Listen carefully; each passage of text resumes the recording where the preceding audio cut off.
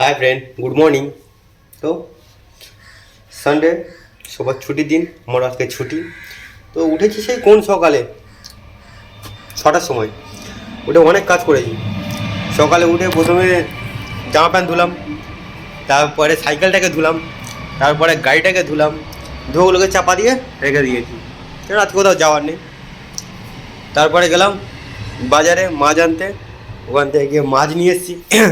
মাছগুলোকে ধুয়ে টুয়ে রেখেছি, রান্না করতে হবে এবারে।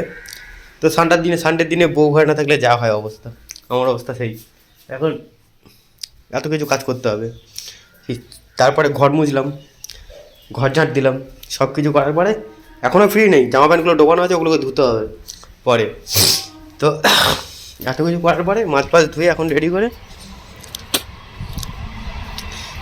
নুন হলুদ মাখিয়ে রেখেছি। এবার মাছগুলোকে ভাজবো, ভেজে তারপর রান্না করবো। রিম্পা আসবে, ফোন করেছিল একটু আগে। তো আসলে বললো চাল নিতে, তো আসুক, তারপর দেখি কী করে। ততক্ষণ আমি রান্নাবান্নাগুলো করে রাখি।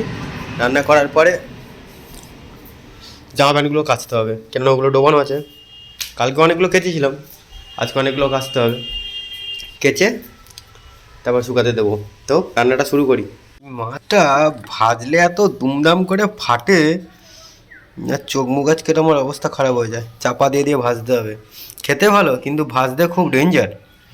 চাপা দিয়ে দিয়ে না ভাজলে সব ঠিকের তেল আমার মুখের মধ্যে। খুব কষ্ট করে ভাজতে হবে, চাপাচুপি দিয়ে সেফটিভাবে। হয়ে গেছে মাছের ঝোল কমপ্লিট। কালারটা বাস ফাটাফাটি হয়েছে। এখানে ছিল একটু ঘরে পেঁয়াজ করে রাখা অনেক দিন থেকে, তো সেটাকে ভেজে ফেলেছি আলু দিয়ে।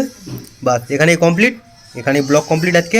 তো যার যার ভিডিওটা ভালো লেগেছিল একটু সাবস্ক্রাইব করে দেবে প্লিজ। নেক্সট ভিডিওর জন্য অপেক্ষা করো। Tata, bye bye.